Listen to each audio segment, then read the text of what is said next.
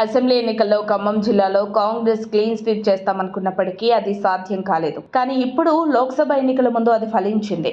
అదెలాగో చూద్దాం. గత శాసనసభ ఎన్నికల్లో భద్రాచలం నుండి బీఆర్ఎస్ లో గెలిచిన ఏకైక ఎమ్మెల్యే తెల్లం వెంకట్రావు ఆదివారం రోజున కాంగ్రెస్ కండువా కప్పుకున్నారు.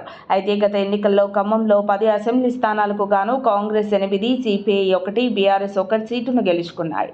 గత కొద్ది రోజులుగా కాంగ్రెస్ కి దగ్గరగా ఉంటున్న బీఆర్ఎస్ ఎమ్మెల్యే తెల్లం కాంగ్రెస్ కూటికి చేరడం ఖమ్మం జిల్లాలో కాంగ్రెస్ క్లీన్ స్వీప్ చేయడంతో ఇక బీఆర్ఎస్ చాప్టర్ క్లోజ్ అయింది.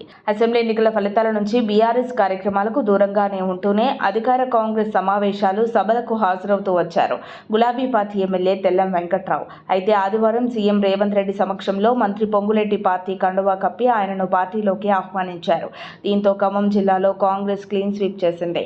మంత్రి పొంగులేటి శ్రీనివాస్ రెడ్డి అనుకున్నది సాధించారని జిల్లాలో టాక్ నడుస్తోంది. ఈయన చేరికతో ఖమ్మం జిల్లాలో లోక్సభ ఎన్నికల ముందర పాలిటిక్స్ కాకరేపాయి. అయితే దీనికి కౌంటర్గా మాజీ మంత్రి కేటీఆర్ ఒక సంచలన ట్వీట్ చేశారు. కాంగ్రెస్ పార్టీ ద్వంద్వ నీతి.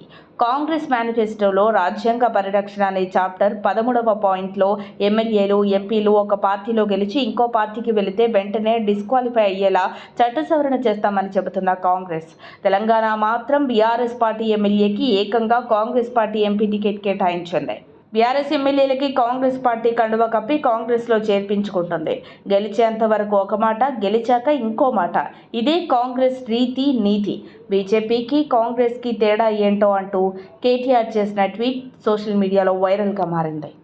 మరిన్ని అప్డేట్స్ కోసం మా కాయ్ టీవీని సబ్స్క్రైబ్ చేసుకోండి. మా వీడియో కనుక మీకు నచ్చినట్లయితే లైక్ చేయండి, షేర్ చేయండి. మీ విలువైన అభిప్రాయాలను కామెంట్ బాక్స్లో తెలియజేయండి.